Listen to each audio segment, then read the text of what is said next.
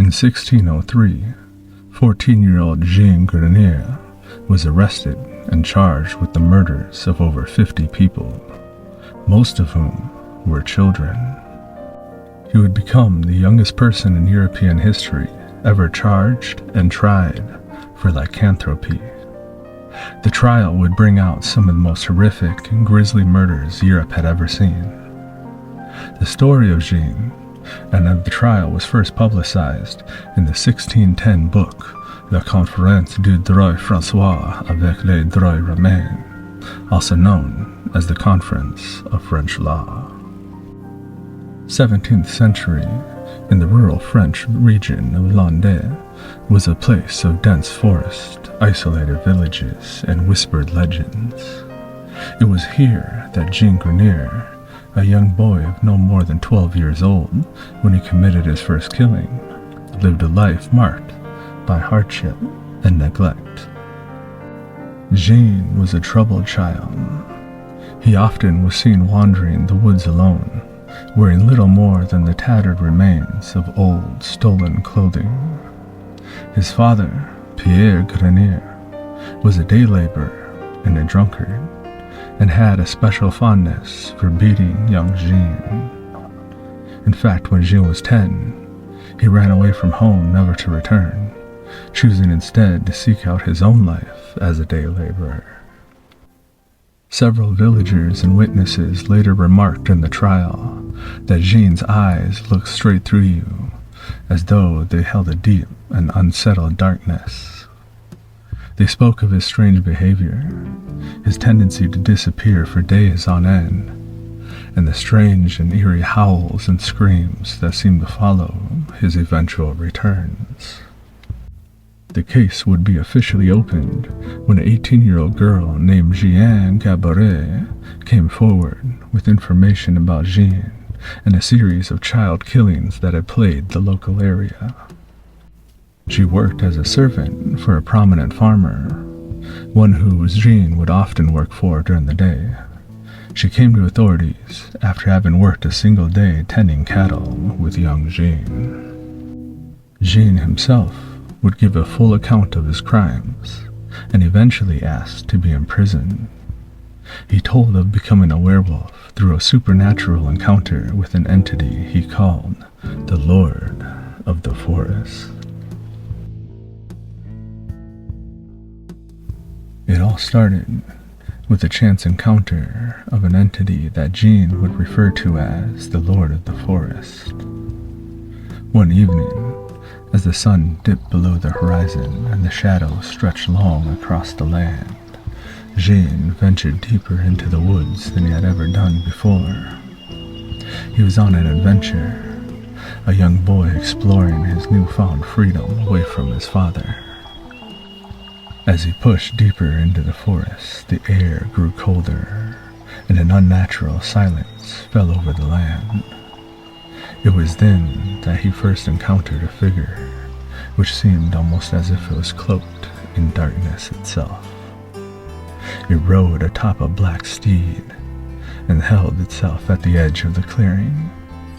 The figure's face was obscured by a hood, but his eyes glowed with an otherworldly light. Jean felt drawn to the figure, as if he was being pulled towards it by his very mind. He slowly approached.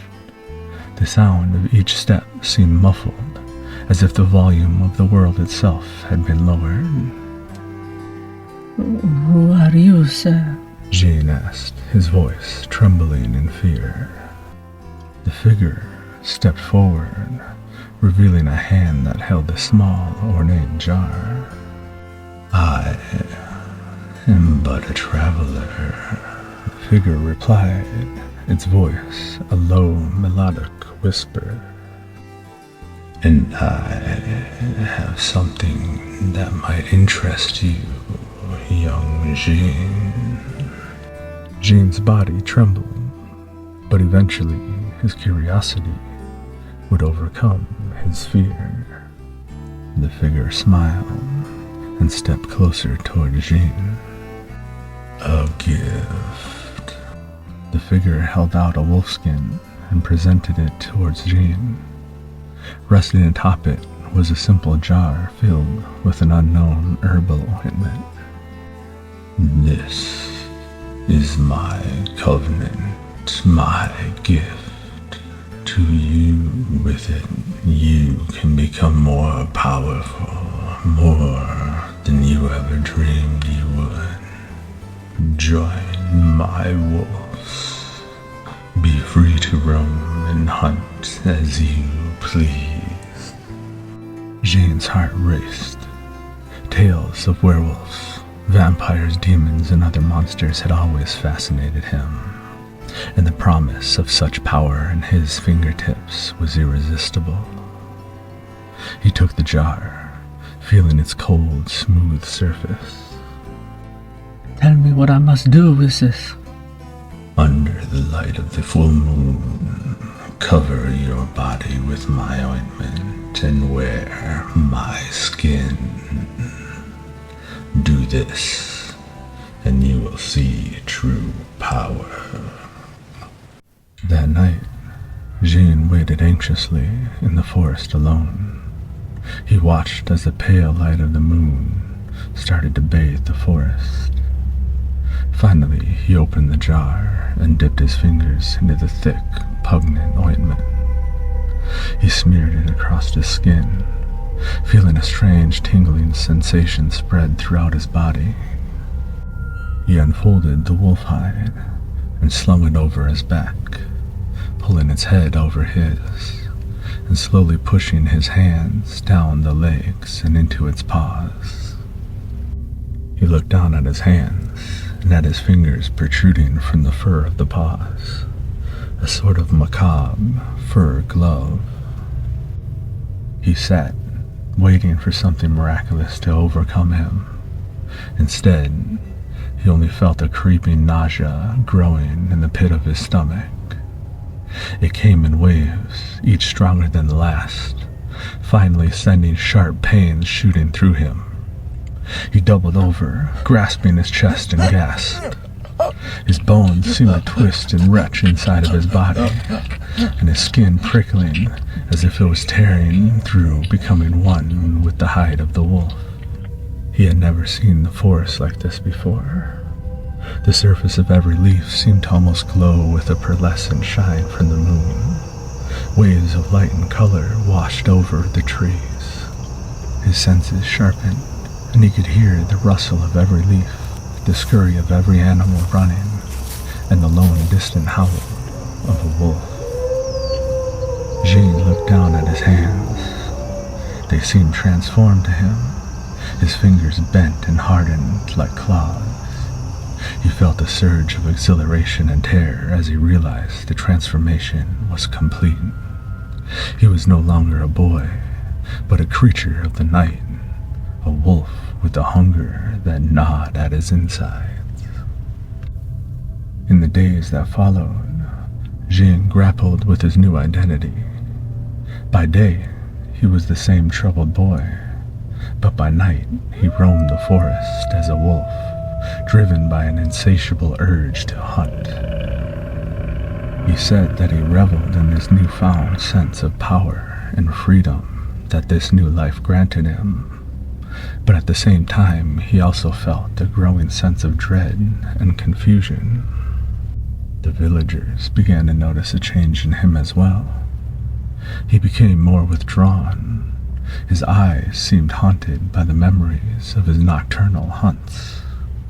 He struggled to reconcile his human self with the beast within him.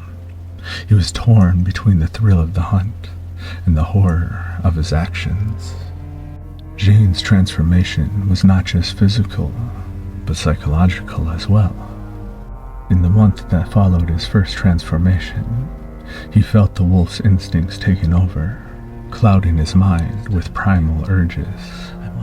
He found himself drawn to the scent of blood, the thrill of chasing things, and the taste of raw flesh.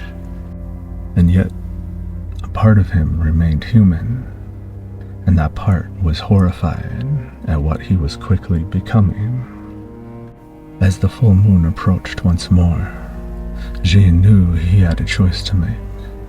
Would he embrace the beast within, or would he fight to retain his humanity? The answers eluded him, lost in the shadows of the forest and the depths of his soul. The full moon hung high in the sky, casting an eerie white glow over the dense forest of Landais. Jean Grenier, now fully transformed into a wolf, prowled the outskirts of a small village. His senses were heightened, every sound and scent amplified, and yet the hunger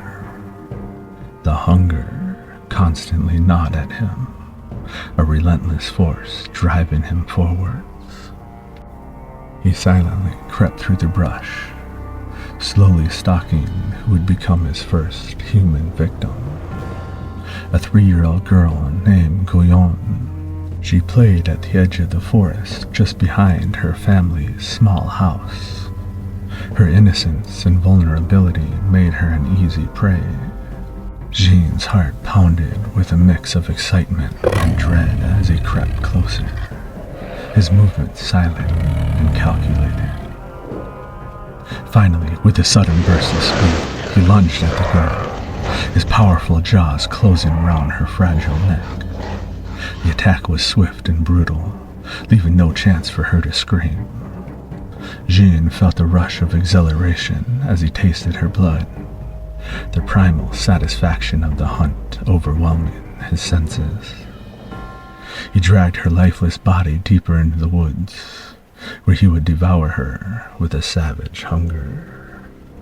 As dawn broke, the village awoke to the horrifying discovery of the young girl's disappearance. Panic spread like wildfire, and the villagers gathered to search the forest. Their faces were etched with fear and desperation as they headed out. They quickly found the scene of the attack and followed the trail to where her body lay torn asunder, grim evidence that a predator was now lurking in the shadows. During his next transformation, he would attack another child, 8-year-old Jean Grenier. Jean was collecting firewood near a thicket. Grenier watched the boy from the trees, slowly moving into a bit of brush on the side of the trail.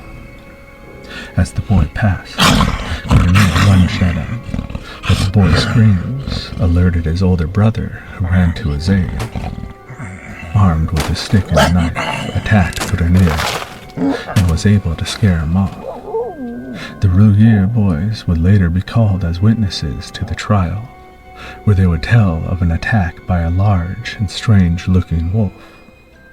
They told of how the wolf grabbed a young boy with hand-like paws and held him down before mauling at his back. The attacks, however, continued, each one more brazen than the last. Children vanished without a trace, their parents left to mourn and wonder what kind of monster could commit such atrocities. The once peaceful village was now gripped by terror.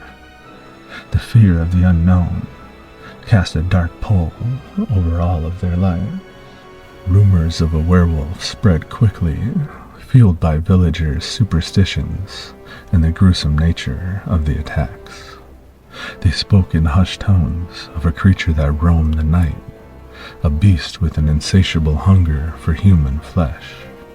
The fear was palpable, and no one dared venture out after dark. For Jean, the nights were a blur of blood and violence. Each attack brought a sense of power and freedom, a release from the constraints of his human form. He reveled in the thrill of the hunt, the primal satisfaction of the kill. Yet beneath the surface, a part of him remained horrified by his actions. During the day, Jean struggled to reconcile his dual nature. He was haunted by the memories of his nocturnal hunts, the faces of his victims mangled and etched into his mind. He felt the growing compulsion to hunt more, an urge that he couldn't control. The wolf within him was becoming stronger, its influence seeping into his every thought and action. Jean's sense of identity began to fracture. He was no longer sure where the boy ended and the beast began. The lines between his human and wolf selves blurred, leaving him in a constant state of turmoil. He found himself drawn, even during the day, to the scent of blood, the thrill of a chase, and the taste of flesh, even as he recoiled from the horror of his past deeds. The villagers, desperate to protect their children, organized into nightly patrols and set traps in the forest. Jean's attacks still became riskier, each one a gamble with his own life. There were several close calls, moments when he narrowly avoided capture. One night, as he stalked a young boy near the edge of the village, Jean was spotted by a group of men on patrol. They shouted and gave chase, their torches casting flickering lights off of Jean and sending shadows through the trees. His heart raced as he darted through the underbrush, sending leaves and branches flying. He followed his wolf instincts, which eventually guided him to safety. Another time, he found himself caught in a snare, the sharp wire cutting deep into his leg. He struggled frantically, the pain and fear driving him to the brink of madness. But with one desperate burst of strength, he managed to break free, limping back into the depths of the forest. Each close call heightened the tension and fear in the community. The villagers became more vigilant, their determination to catch the beast growing stronger with each passing day. Jean knew it was only a matter of time before his luck would run out, but the wolf within him refused to be tamed. The villagers' determination to catch the beast grew stronger with each passing day. They set more traps, organized larger patrols, and even brought in hunters from neighboring villages. But it would be a young servant girl that would eventually break the case. One evening, as Jean prowled the outskirts of the village, he found Marguerite Poirier. He followed her as she walked along the trail leading around the village. She carried a large stick and used it as a walking cane. Jean laughed to himself at how they all now carried sticks or knives to defend themselves. He stalked her for several minutes before making his attack. He lunged at her from behind, however she had heard his movement. She swung the stick with all her might. It struck Jean in the temple and knocked him to the ground. She screamed at the sight of him and began to swing the stick again. The screams alerted the men who had set up hunting patrols. Jean left the woman unharmed, but was spotted by a group of hunters. They had been laying in wait, their eyes scanning the darkness for any movement. Jean, driven by his insatiable bloodlust, had let his guard down. The hunters sprang into action, their torches illuminating the night as they closed in around him. Jean tried to flee, but the hunters were prepared. They surrounded him, their weapons drawn, and in a desperate attempt to escape, Jean lunged at one of the men, knocking him over before bounding into the underbrush. Running from the harsh light of the torches, Jean's transformation began to reverse. His fur receded, and the wolf hide he used to cover himself fell to the ground. His claws retracted as the muscles in his hands and back loosened, and he stood before running back in his human form. The villagers gasped in horror as they finally realized the beast that had been terrorizing them was in fact human. Several days later, he was working tending cattle with the young servant girl Jean Grenier. He was harassing her with lewd comments, stating he would eventually marry her and have her for himself.